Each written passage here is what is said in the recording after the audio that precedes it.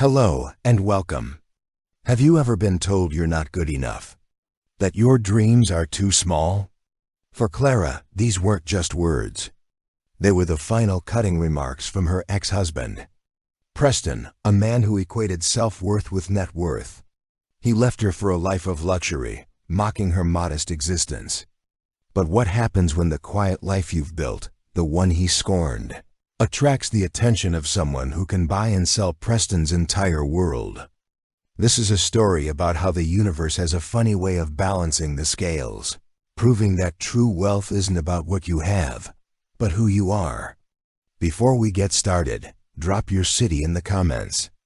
It's always amazing to see where everyone's watching from across the globe. Let's jump in. Clara traced the rim of a ceramic mug, its earthy texture a familiar comfort in her hands.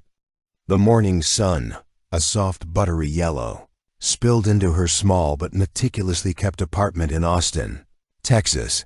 It illuminated the dust motes dancing in the air, each a tiny, glittering reminder of the quiet world she had built for herself. This was her sanctuary, a place of peace far removed from the gilded cage she had once called home. Her ex-husband Preston Thorne would have called it quaint, or more likely pitiful. Preston, a man whose ambition was as vast and unforgiving as a desert, had always seen life as a ladder. You were either climbing or you were falling. There was no in-between, no standing still to appreciate the view.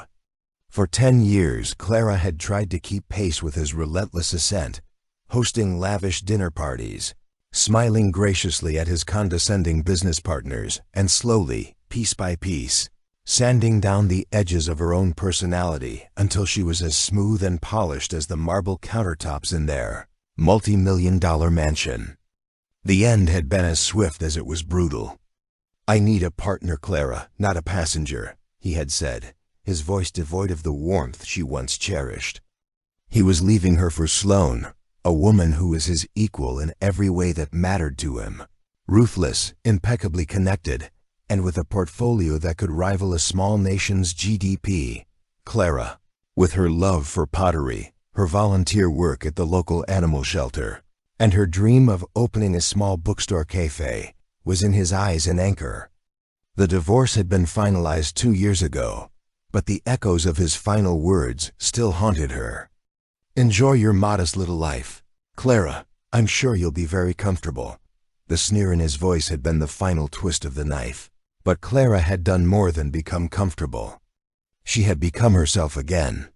She had taken her share of the settlement, a sum that felt astronomical to her, but was a mere pittance to Preston, and invested it wisely, not in stocks or bonds, but in her own well-being. She'd found this apartment, filled it with plants and second-hand books, and enrolled in a pottery class, the one she'd always dreamed of. Her hands, once adorned with diamonds, were now perpetually dusted with clay, and she had never been happier. Her phone buzzed, pulling her from her reverie. It was a text from her best friend Maya. "Maya, you will not believe who I just saw at the Four Seasons. Your ex-demon and his plastic bride. They look like they're negotiating a hostile takeover of the brunch menu." Clara chuckled. Maya's descriptions were always so vivid. "Clara, let me guess. He's wearing that ridiculously expensive watch he bought after closing the Henderson deal."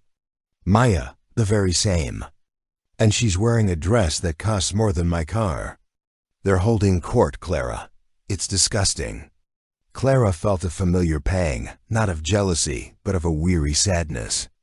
She had once been a part of that world, a world where your value was measured by the labels you wore and the company you kept. She was glad to be free of it. But sometimes the ghost of that life lingered. "Clara, well, I'm about to go play with mud, so I think I'm winning." "Mayan, damn right you are. Hey, are we still on for tonight?" Clara smiled. Tonight was their weekly ritual. Cheap wine, pizza, and a movie marathon. It was simple, uncomplicated, and utterly perfect. "Clara, absolutely. My turn to pick the movie. I'm thinking something with subtitles." "Maya, you're a monster. See you at 7. Clara set her phone down and took a sip of her coffee. The bitterness of the brew was a pleasant contrast to the sweetness of the morning. She was about to head to the community pottery studio she shared with a few other local artists when her phone buzzed again. This time it was an unknown number, unknown. She almost ignored it, but something made her answer. "Hello, Clara Thorne." The voice was deep, smooth, and unfamiliar. "It's Clara Hayes now," she corrected, the words tasting of freedom. "Who is this?" "My name is Ethan Davenport. I'm calling about your pottery." Clara's brow furrowed. "My pottery?" "Yes. I saw some of your pieces at the East Austin studio tour last month. The vases, specifically the ones with the blue crystalline glaze." Clara's heart did a little flutter. The blue crystalline glaze was her signature, a difficult and often unpredictable technique that she had spent months perfecting. "Oh yes, I remember those.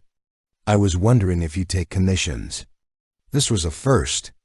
She had sold a few pieces here and there, but a commission that felt professional. I do. What did you have in mind?" "I'm the curator for a new hotel opening downtown, the Ethel. We're looking for unique, locally sourced art to feature in our penthouse suites. Your work is exactly the kind of aesthetic we're aiming for. It's grounded, authentic. It has a soul. The word resonated with her. Preston had always called her pottery a messy hobby. "I'd be honored to be considered," she said, her voice a little shaky. "Excellent. Would you be available to meet this week? I'd love to discuss the project in more detail." They set a meeting for the following day. When Clara hung up, she felt a dizzying sense of validation. It wasn't about the money, though that would certainly be a bonus. It was about being seen. Really seen. The next day, she met Ethan at a coffee shop. He was even more charming in person, with kind eyes and a smile that seemed to reach them. He spoke about art with a passion that she found infectious. And when he talked about her work, he used words like nuance and emotional resonance. For the first time in a long time, she felt like an artist, not just a woman who played with clay. The commission was for 10 large vases, a significant undertaking that would keep her busy for weeks. She left the meeting feeling energized, inspired, and for the first time in a long time, hopeful about her future. That evening, as she and Maya were halfway through a bottle of Pog Grigio and a heated debate about the merits of 1980s action movies, Clara's phone rang. It was Preston. Her blood ran cold. He never called. They communicated exclusively through their lawyers. A sterile and blessedly infrequent exchange. "What do you want, Preston?" She answered, her voice sharper than she intended. "Clara, darling," he began, his tone oozing a synthetic charm that made her skin crawl. "I was just thinking about you. How are you? Still enjoying your simple life?" "I'm fine, Preston. What do you want?" "I heard you were at the Four Seasons for brunch," he said, and she could almost hear the smirk in his voice. Trying to relive the glory days. Clara rolled her eyes. Of course, someone had seen her and reported back to him. His network of informants was as extensive as it was pathetic. "I was meeting a client," she said, the word client tasting like a small victory. Preston laughed, a short barking sound. "A client? Don't tell me you're still selling those little pots and pans of yours. I always thought that was more of a charity case." The insult, so casually delivered, still had the power to wound. She took a deep breath, reminding herself of her conversation with Ethan. "It's a commission actually for the new Ethel Hotel." There was a pause on the other end of the line. She had surprised him. "Good. The Ethel," he said, his voice a little tighter now. "That's a pretty high-end establishment. Who did you meet with?" "Ethan Davenport, the curator." Another pause. This one longer. "Ethan Davenport," he repeated, the name sounding foreign in his mouth. "Never heard of him." "Well, he's heard of me," she said, a new and unfamiliar confidence blooming in her chest. "Now, if you'll excuse me, I have a life to get back to. My real life, the one I chose." She hung up before he could respond, her heart pounding. Maya was looking at her, her eyes wide. Damn girl, that was a mic drop moment. Clara couldn't help but smile. It felt good. As it should, Mia said, raising her glass. To the Eiffel Hotel and the clients with excellent taste. Clara clinketed her glass against. Maz. To clients with excellent taste, she repeated, a warmth spreading through her that had nothing to do with the wine. The next few weeks were a blur of creative energy. Clara spent every spare moment in the studio, her hands shaping the clay, her mind focused on the 10 vases that represented so much more than just a commission. They were a testament to her resilience, a symbol of her new life. She and Ethan met several times to discuss the project, their conversations often straying from pottery to art, music, and life. She learned that he had grown up in a small town in West Texas, that he had a passion for discovering new artists, and that he had a quiet strength that she found herself increasingly drawn to. One evening, after a particularly productive day at the studio, he invited her to dinner. It wasn't a business meeting, he had clarified, but a date. Clara had been hesitant. At first, the thought of dating still a foreign and slightly terrifying concept. But there was something about Ethan, a gentleness and a genuine curiosity that made her say yes. The date was easy. They talked for hours, the conversation flowing as effortlessly as the wine. He didn't talk about his portfolio or his assets. He talked about his dreams, his fears, his love for the rugged beauty of the Texas landscape. He listened to her, really listened, his eyes never leaving hers. When he dropped her off at her apartment, he didn't try to kiss her. He simply took her hand, his thumb gently stroking her knuckles. "I had a wonderful time, Clara." "Me too," she said, and she meant it. As she watched him walk away, she realized that for the first time since her divorce, she wasn't thinking about Preston. She wasn't thinking about what she had lost. She was thinking about what she might have just found. The vases were a triumph. Each one was unique. A swirl of earthy tones and that signature blue crystalline glaze that seemed to capture the light and hold it. When Ethan saw them, he was speechless. "Clara," he said, his voice full of awe. "They're magnificent." They were installed in the penthouse suites of the Eiffel just in time for the grand opening, a lavish affair that was the talk of the town. Clara, at Ethan's insistence, was on the guest list.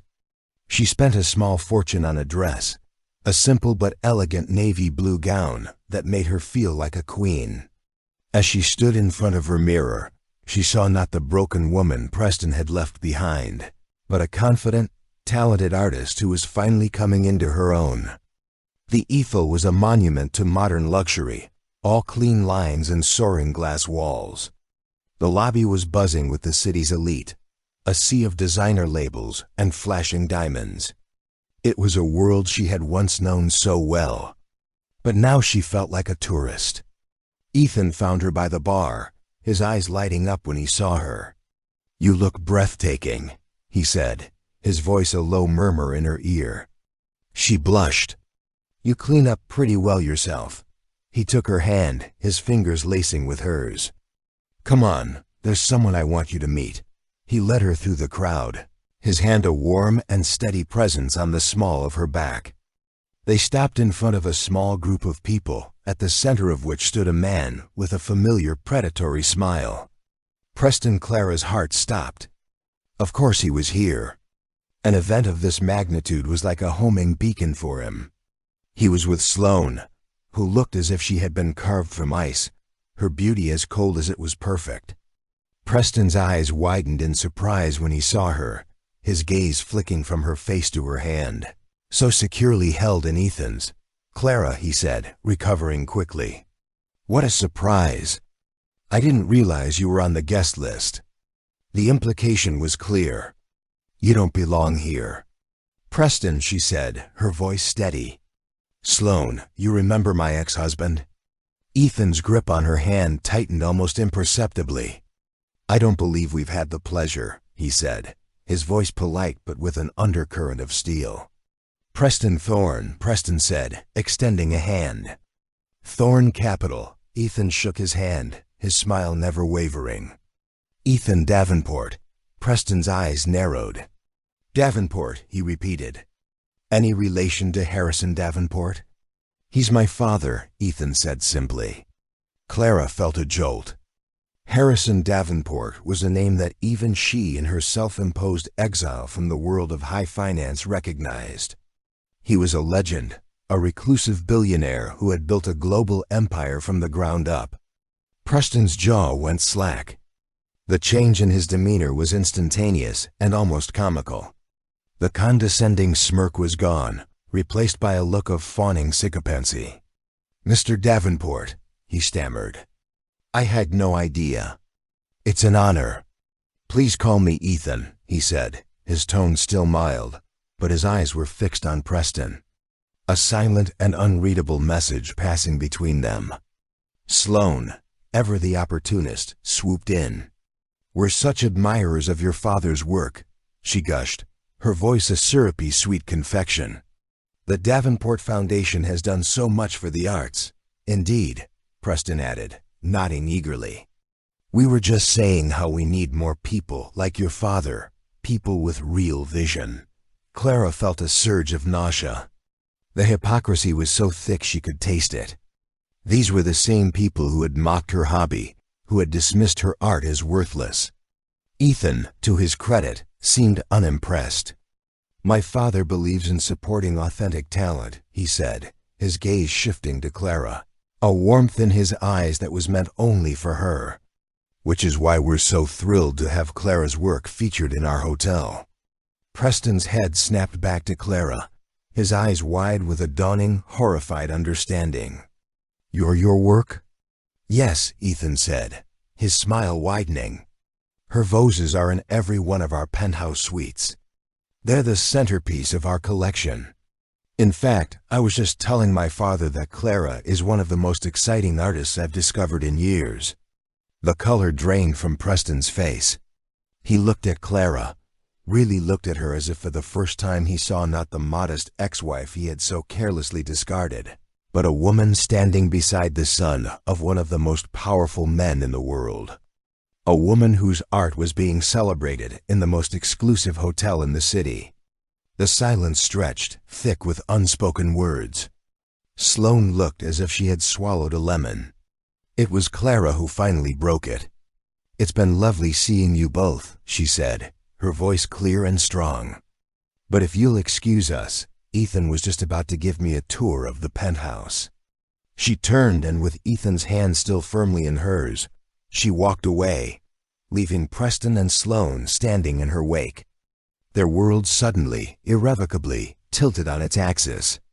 As they rode the private elevator to the penthouse, the silence was broken only by the soft hum of the machinery.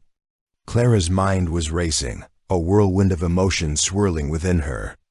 You didn't tell me your father was Harrison Davenport, she said, her voice barely a whisper. Ethan turned to her, his expression unreadable. Would it have made a difference? I don't know, she admitted. It's just a lot to take in. I know, he said, his voice gentle. I'm sorry. I should have told you. Why didn't you? Because I wanted you to see me, he said, his gaze intense. Ethan, not Ethan Davenport, son of a billionaire. Just Ethan, the guy who loves your pottery. The elevator doors opened, revealing a suite that was the epitome of luxury. But Clara barely noticed the floor-to-ceiling windows, the designer furniture, the breathtaking view of the city skyline. Her eyes were fixed on the vase that sat on a pedestal in the center of the room. Her vase, its blue crystalline glaze shimmering in the soft light.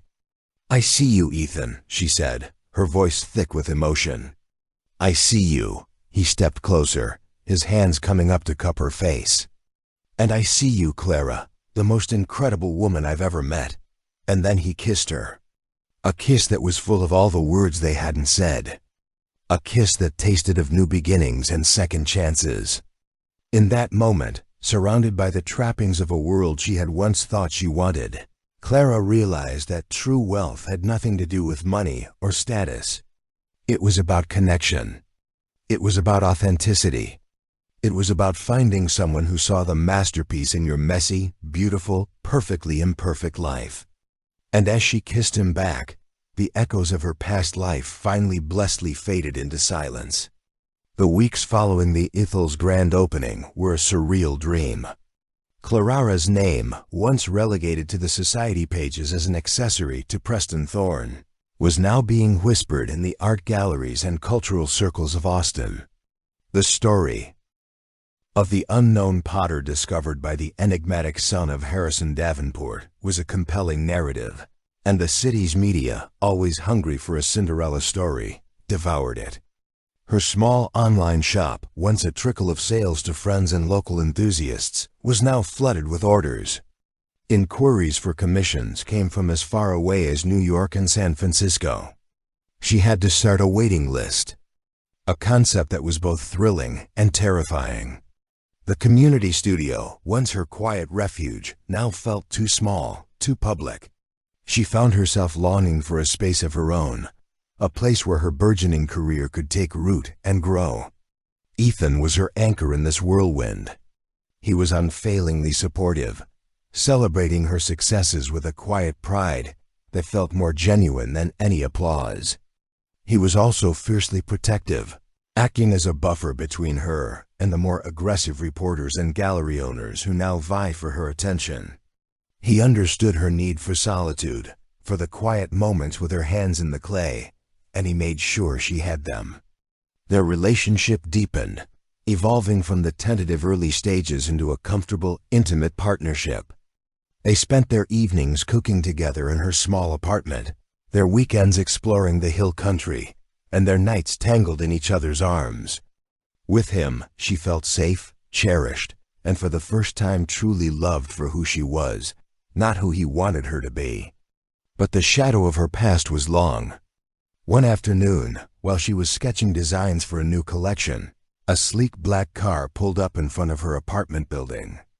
A man in a tailored suit got out and approached her door. He was carrying a large, ornate floral arrangement. "CLAH Hayes," he asked when she answered. "Yes, this is for you." He handed her the bouquet, a riot of exotic flowers that must have cost a fortune. There was a small card tucked among the blooms. She thanked the driver and brought the flowers inside, her heart pounding with a strange sense of dread. The card was thick, expensive cardstock, and the handwriting was achingly familiar. "Clarara, I was wrong about everything. I'd like to see you to talk, Preston." She stared at the card, the words blurring before her eyes. A wave of anger, hot and sharp, washed over her. How dare he, after all this time, after the humiliation, the casual cruelty, how dare he think he could just waltz back into her life with a bouquet of expensive flowers? She was about to throw the card in the trash when her phone rang. It was Maya. "Did you get the flowers?" she asked, her voice tight. "You knew about this?" "He called me, Clara, begged me for your address, said he was a changed man, that he had made a terrible mistake. I told him to go to hell, but he was persistent." "He's always persistent," Clara said, the words tasting like ash. "It's how he gets what he wants." "What are you going to do?" "I'm going to throw these ridiculously overpriced flowers in the dumpster, and I'm going to block his number." "Good," Maya said, her relief palpable. "He doesn't deserve a second of your time." But it wasn't that easy. Preston, true to form, was relentless. He sent more gifts. A case of her favorite champagne, a first edition of a novel she had once mentioned she loved, a ridiculously expensive piece of jewelry that she promptly sent back. He left long, rambling voicemails, his voice thick with a remorse that sounded almost real. He talked about how empty his life felt, how Sloane was more of a business partner than a wife, how he saw Clara's Voses every time he had a meeting at the Ethel and was reminded of what he had thrown away. He was a man unraveling, and a small traitorous part of her felt a flicker of pity. She mentioned it to Ethan one evening, her voice hesitant. "He sounds broken."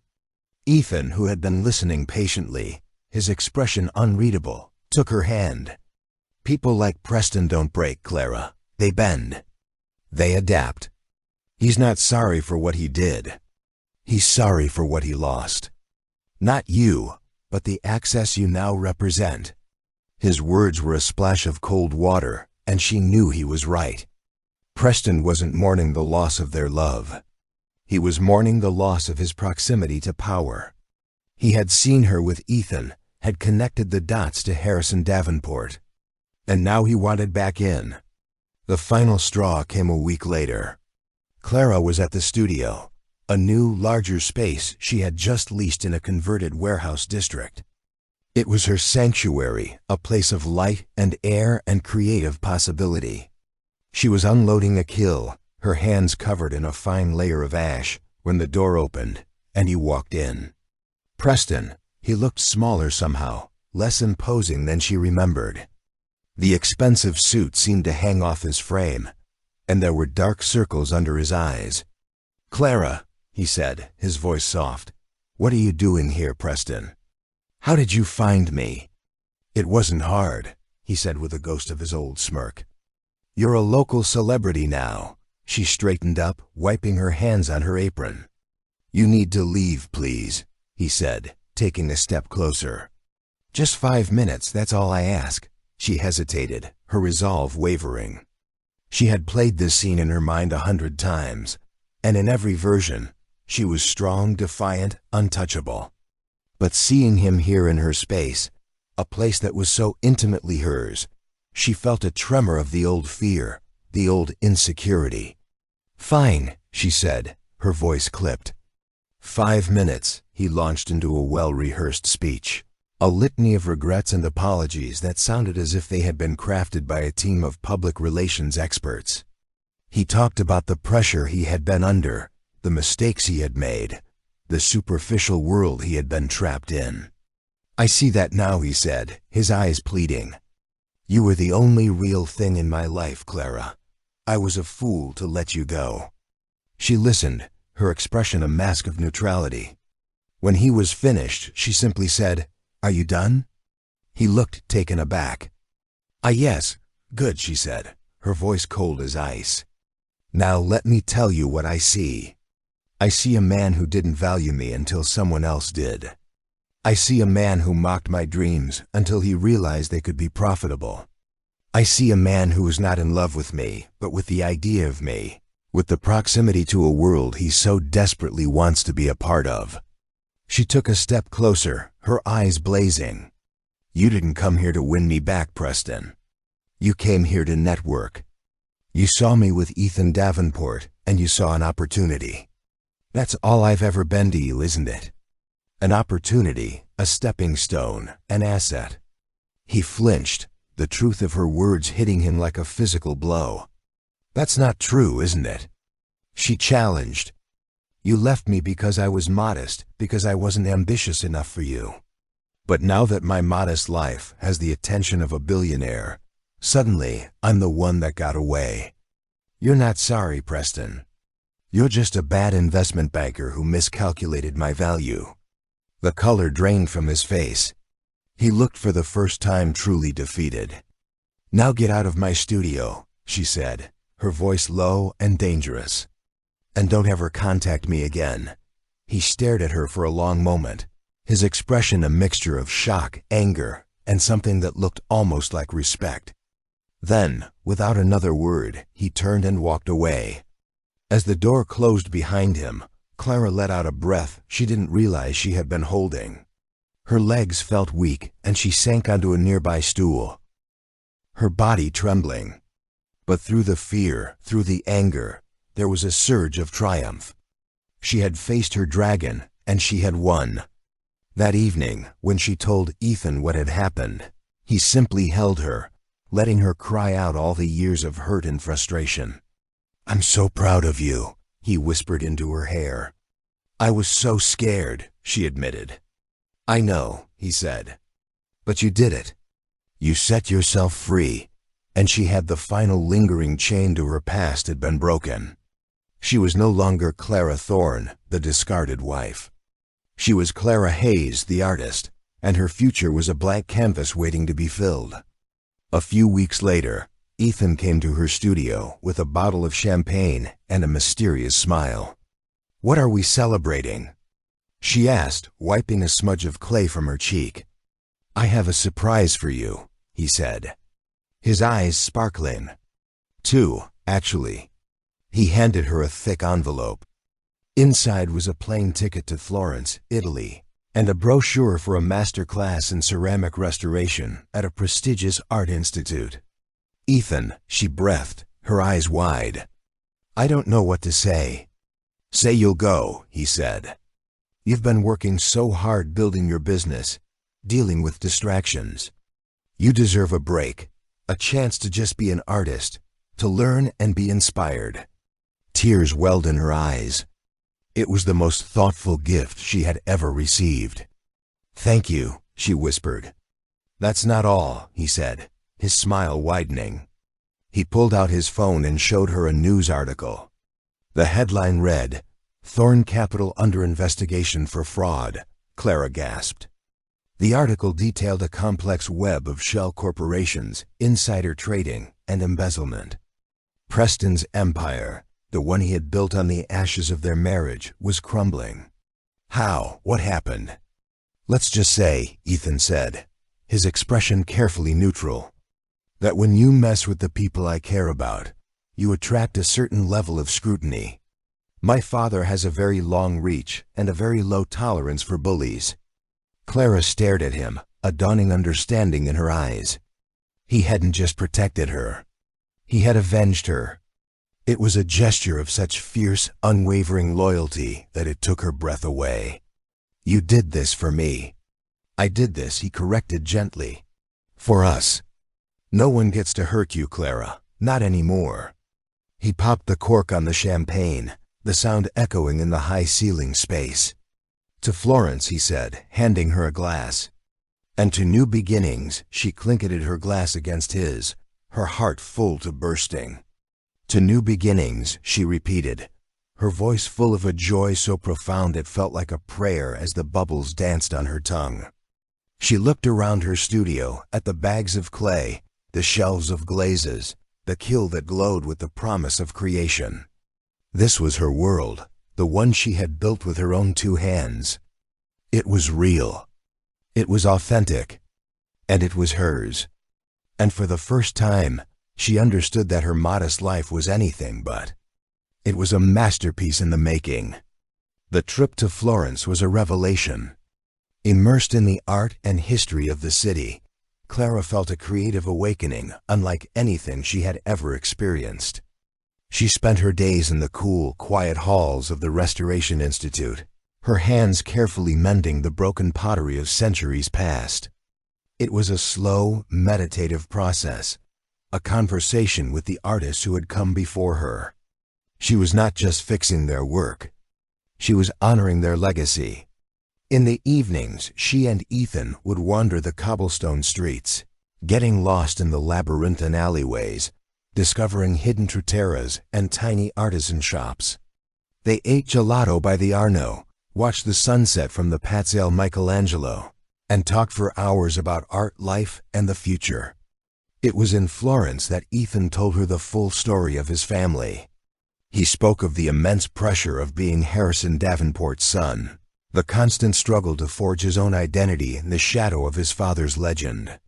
He confessed that his passion for art was in part a rebellion, a way to carve out a space for himself that had nothing to do with finance or power.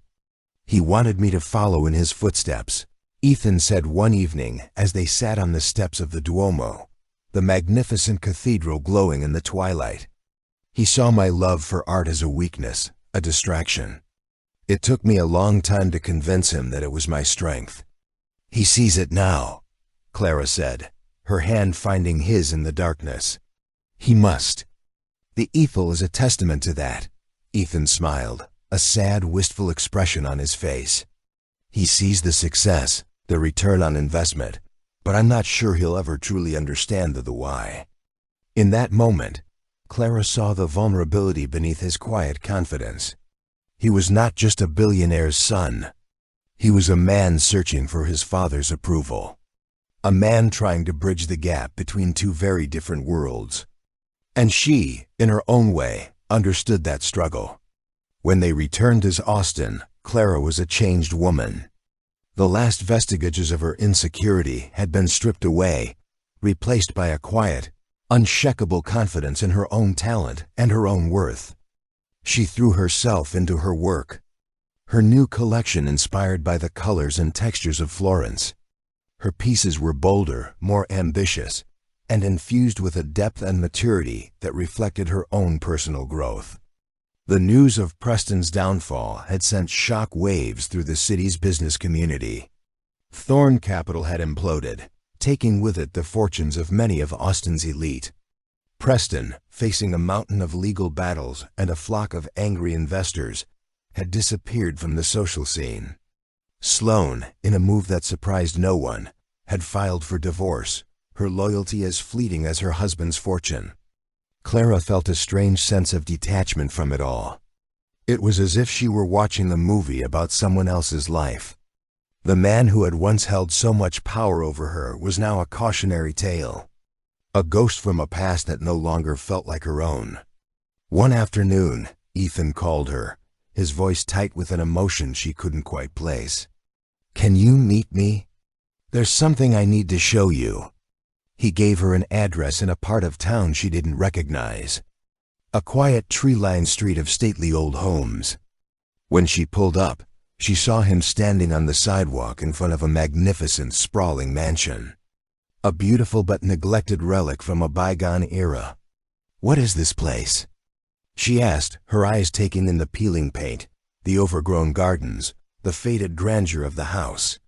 "This," Ethan said, his voice full of a strange reverence, "is where I grew up." Clara was stunned. She had always imagined him growing up in a sleek, modern penthouse. Not this place that felt so full of history, of memories. "My father sold it after my mother died," he said, his gaze fixed on the house. "He said it held too many ghosts, but I always loved it. It was the one place where he wasn't Harrison Davenport, the titan of industry. He was just my dad." He took her hand, his fingers lacing with hers. "He's selling it again." "He bought it back." "No," Ethan said, a slow smile spreading across his face. "I did." Clara's heart did a little flip. "You bought this house?" "We bought this house?" He corrected gently. "If you'll have it." He pulled a small velvet box from his pocket and got down on one knee. Clara's breath caught in her throat. "Clara Hayes," he said, his voice thick with emotion. "You are the most incredible, talented, and resilient woman I have ever known. You have taught me what it means to be true to yourself, to find the beauty in the broken pieces, to build a life of authenticity and purpose. I don't want to be Ethan Davenport, son of a billionaire anymore. I just want to be Ethan, the man who loves you. Will you marry me?" Tears streamed down her face as she nodded, unable to speak. He slipped the ring on her finger, a simple, elegant band with a single perfect diamond that seemed to capture all the light in the world. The wedding was a small, intimate affair held in the newly restored gardens of their new home. Maya was her maid of honor, and Ethan's father, Harrison, was his best man. Harrison Davenport was an imposing figure, a man who radiated power and authority. But when he spoke to Clara, his eyes were surprisingly kind. "He's a good man," he said, his gaze softening as he looked at his son. "You've made him happy." "He's made me happy too," Clara said, her heart full. "I know," Harrison said, a hint of a smile on his face. "I've seen your work. You have a rare talent. It's authentic." The word coming from him was the highest praise. A few months after the wedding, as Clara was setting up her new studio in a sun-drenched wing of the house, she received a letter. It was from Preston. Her first instinct was to throw it away, but a strange curiosity made her open it. The letter was short, written on cheap, plain paper. Clara, I heard you got married. I hope you're happy. I'm in a new line of work now. I'm teaching a business class at the community college. It's not much, but it's a start. It's modest. I wanted to say I'm sorry. Not for the money or the house or any of the things I lost. I'm sorry for not seeing you. For not appreciating the woman you were and the woman you've become. You were right. I was a bad investment banker. I miscalculated your value. You are and always have been priceless, Preston. Clara read the letter twice. A wave of complex emotions washing over her. There was no anger, no bitterness, just a quiet sense of closure. He had finally understood, not because of who she was with, but because of who he had become. She folded the letter and put it away. It was a relic from a past life, a reminder of how far she had come. That evening, as she and Ethan sat on the porch of their beautiful new home, watching the fireflies dance in the twilight, she felt a profound sense of peace. She had a husband who loved her, a career that fulfilled her, and a life that was rich and full and authentically her own. She thought about the twists and turns her life had taken, the unexpected detours, the painful endings, the beautiful new beginnings. She had learned that resilience wasn't about being unbreakable. It was about finding the strength to put the pieces back together again. She had learned that connection wasn't about finding someone to complete you, but someone who celebrated your incompleteness. And she had learned that authenticity wasn't about being perfect, but about being true to the messy, beautiful, perfectly imperfect masterpiece of you. Ethan's arm tightened around her, and she leaned her head on his shoulder, her heart full of a quiet, unshakable joy. The echoes of her past had finally faded, replaced by the sweet, sweet music of her future. And it was a future she couldn't wait to create. One brushstroke, one handful of clay, one beautiful, authentic day at a time. And there you have it. Clara's journey from a life of quiet desperation to one of triumphant self-discovery. It's a powerful reminder that the universe has a way of rewarding those who stay true to themselves, and that the greatest comeback is living a life that is authentically, unapologetically, and beautifully your own. If Clara's story resonated with you, if you've ever felt underestimated or undervalued, please let us know in the comments below. We'd love to hear your story. And don't forget to like this video, share it with someone who needs to hear this message, and subscribe to our channel for more inspiring stories of resilience, connection, and the incredible power of the human spirit. Thank you for watching.